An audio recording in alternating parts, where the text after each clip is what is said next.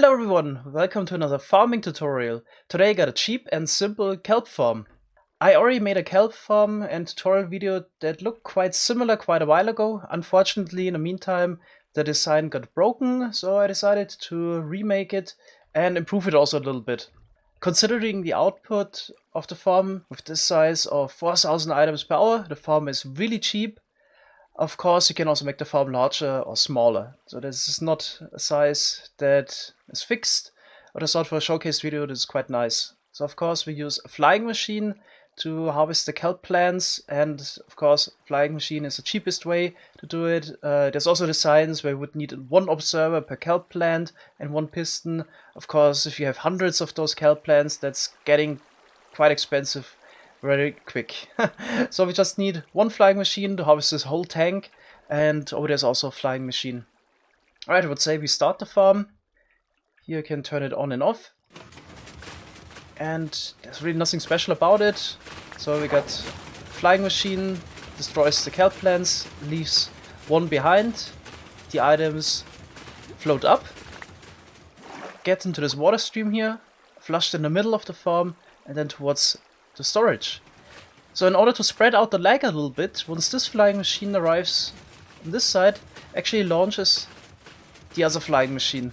If you would launch all the flying machines at the same time, of course, then you get all the item lag at once. So it's definitely a good idea to spread that out a little bit. Of course, you could also now attach observers at this flying machine, and then if you have a third or fourth tank, yeah, just activate the flying machines in a chain like this. The redstone of this farm is also very minimalistic. You can also always turn the farm on and off. So in case you want to stop the farm, because of course leaving a chunk while a flying machine is active is never a good idea, you can just disable this comparator here. And if you want to turn it on again, then it would actually launch the machine as well. Yeah, the daylight sensor also acts as a clock.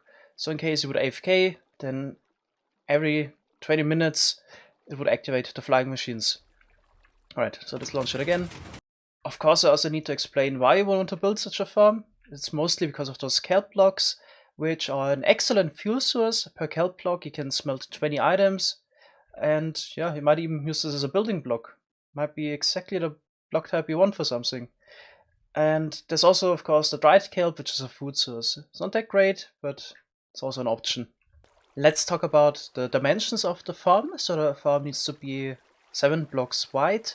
Making it wider, yeah, doesn't really work because of the water collection system at the top. So here we actually use a water stream, and of course you only get 8 blocks of length out of one water source. And the 8th block is the border wall of the whole tank. Right, of course I could maybe also suggest to let the water flow to both sides, but then, yeah, the items could easily get stuck on the water source. If you decide to actually have a second water source there, so something like, let me quickly do it like this, which flows to this side, then items that would land directly in between of those two water sources would still stay in the middle, because of on the one side they get flushed towards this end, and on the other side they get flushed towards this side. So basically the momentum cancels itself out, and the items would get stuck in the middle. So that's why 7 wide is the maximum size. The length is, yeah, but for me 40 blocks, but ideally you would want to make this as long as possible.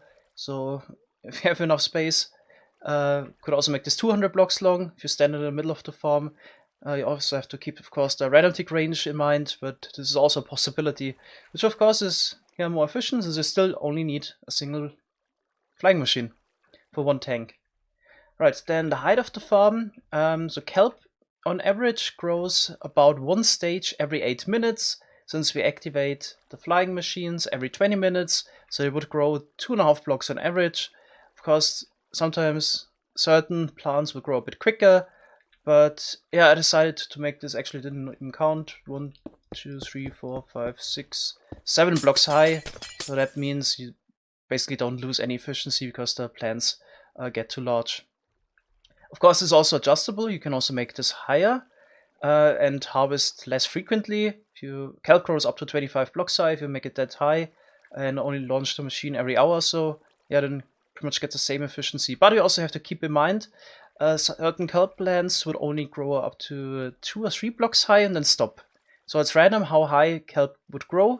That's why I also want to harvest it a bit more frequently, because the plants would only grow 3 high, kind of stop after 20 minutes already.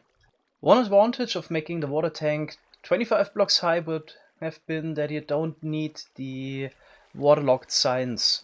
So that's a problem here, because the kelp would actually grow into the flowing water blocks and replace it with sources.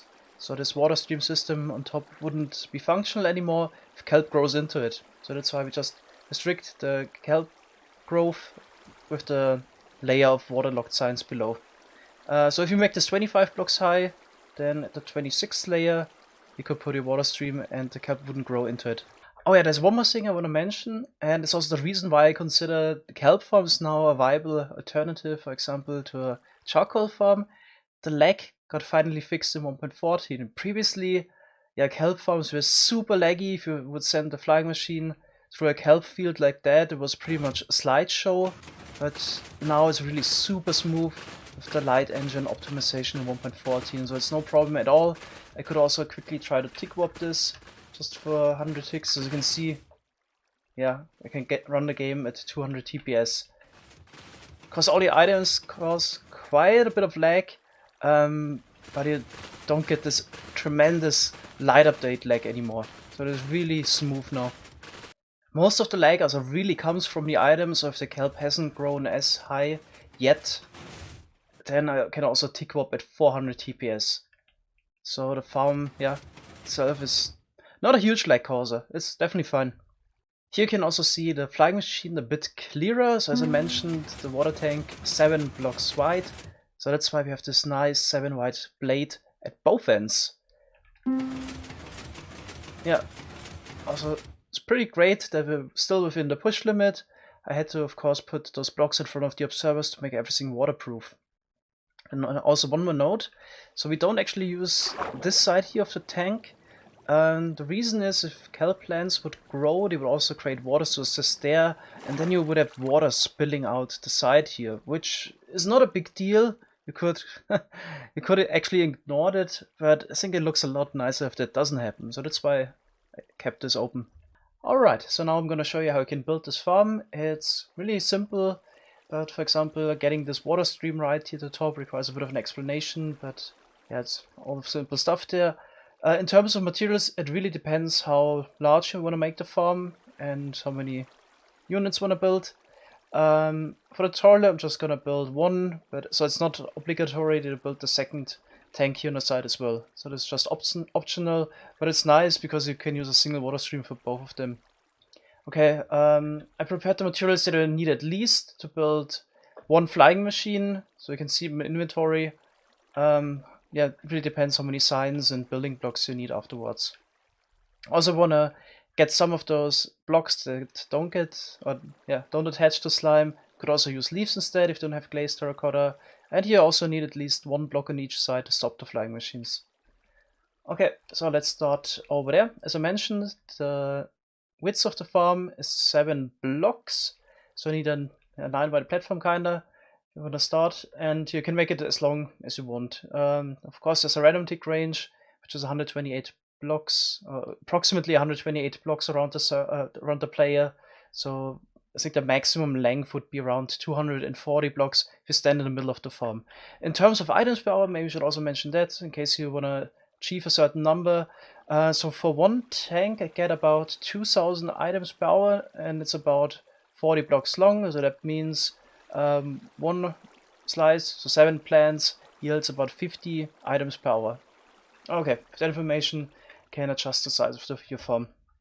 Alright, so for the tutorial, I'm just gonna build this really small farm. There's really no point for me making it now 40 blocks long again, since it just goes a lot quicker and it still show the relevant information. Alright, so I built up the tank 9 blocks high. Could also go for 8 or 7. Doesn't really matter that much.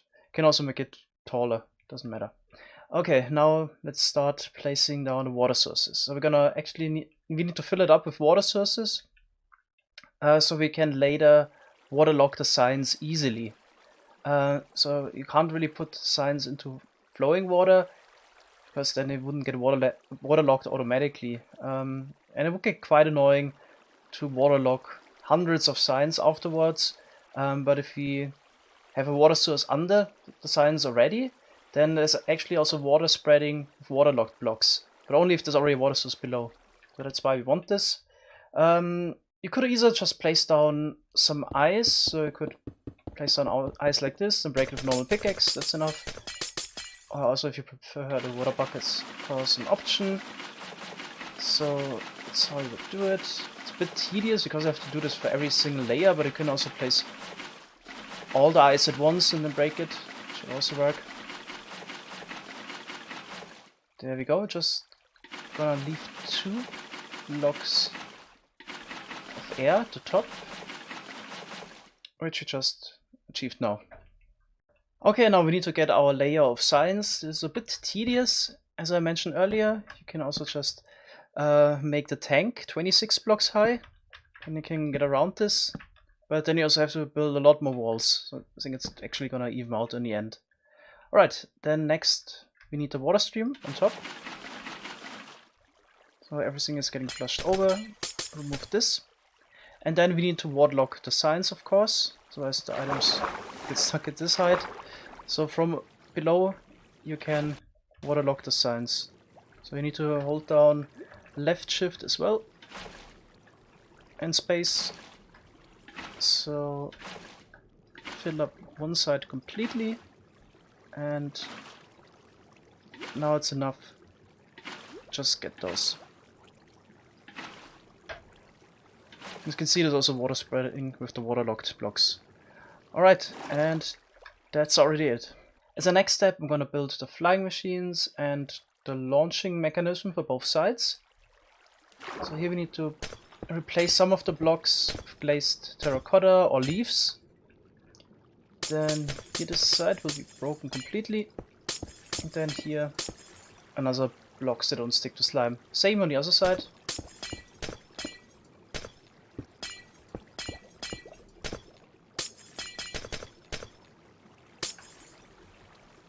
Alright. Then of course we want to get some slime blocks now.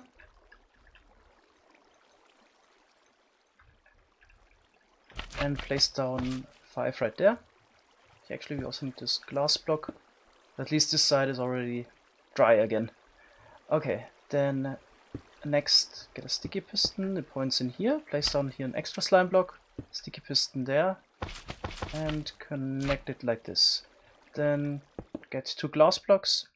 Place them in the middle. And the observers here. Then you also want to place some glass blocks here at the end. So this is your full complete blade also for the other side. Alright, then also place down a non-movable block like an obsidian, or tile entities are still not movable. It would also work. Let's also do that on the other side. So here we can just go out 3 blocks. And wait, actually 1 over. So like this.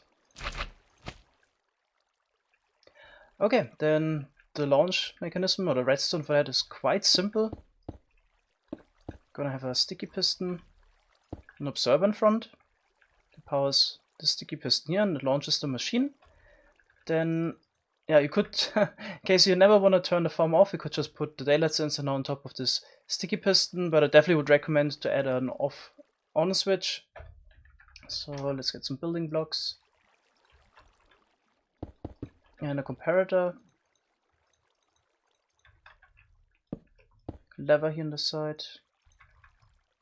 Redstone dust. And power it, so this turns it off. And just need the daylight sensor here in the back.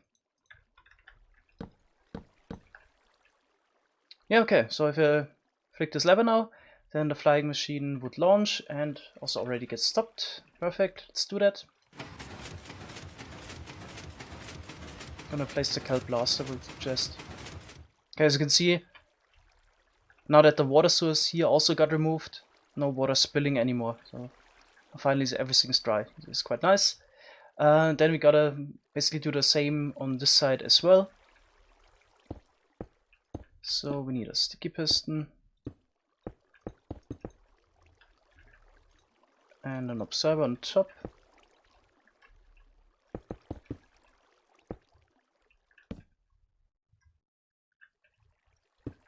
on-off switch.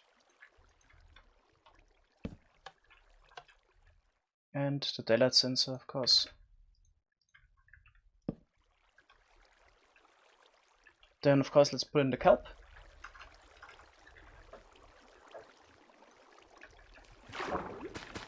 So there's really nothing to it. I always leave this side open, as I already mentioned earlier, because that prevents that the kelp grows, converts the flowing water here into a source block. It doesn't convert it into a source block and also doesn't spill the water out. So that's why I always leave this one out. Okay, then item collection. It's probably enough if you just look at it. In case it's really short form, it would be not much of an issue. But in general here, you would just want to go 2 blocks lower. And yeah, let's check it out from the back. So you want to place down your first water source there, 2 blocks lower. And when you run out of basically water reach, then you want to place down 1 sign and a slab here. Just make sure it's not getting waterlogged. So the items that are already in the water stream get flushed under the slab, and the ones that are incoming in here, yeah, also would land here in the water stream and get flushed over. Yeah. Then just want to repeat this, and here's gonna be your storage. It's up to you how you're gonna make it. Okay, we can also quickly look how this works. So once the flying machine reaches the other side, to launch that one as well, of course you want to switch between ends where you build the flying machines. So I just replaced those glass blocks in the side with observers. And yeah, the idea is really simple. Once we reach the end, the observer powers the sticky piston for short pulse, so in case this one here, and launches the next machine. Let's quickly take a look at this on that side. It's really quite simple. I think there's not much that I need to explain. Here we got the same, so the observer is coming in, and yeah, we just need to follow this redstone dust line. Make sure that you don't use any blocks that would stick to the slime here.